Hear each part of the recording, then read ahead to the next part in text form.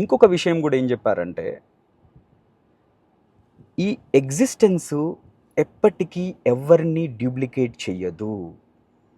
ఈ ఎగ్జిస్టెన్సు నిన్ను పుట్టించిందే నువ్వు నిన్నుగా యునిక్గా ఉండమని. ఆ బేసిక్ థింగ్ మనం మర్చిపోతున్నాం. If you slowly start meditating, you will come to know who you are, and at the same time you know your capabilities,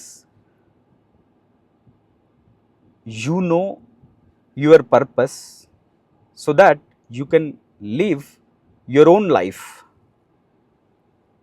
తను ఇంకోటి ఏం చెప్తున్నారంటే, ఒకవేళ ఎగ్జిస్టెన్స్ కావాలి అనుకుంటే, అంటే డ్యూప్లికేట్ చేయాలి అనుకుంటే, ఎంతోమంది జీసస్లని క్రియేట్ చేసేది కదా,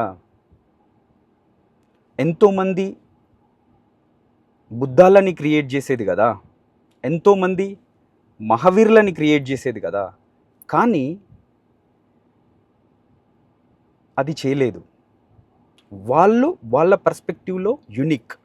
తను ఇంకోటి కూడా ఏం చెప్తున్నారంటే, ఈవెన్ మనం బుద్ధాలాగా అవ్వడానికి కూడా ట్రై చేయొద్దు, మహావీర్ లాగా అవ్వడానికి కూడా ట్రై చేయొద్దు, జీసస్ లాగా కూడా అవ్వడానికి ట్రై చేయొద్దు. They are unique in their way, we are also unique in our own way అనేది తను చెప్పారు. It's a great realization. So never focus on others,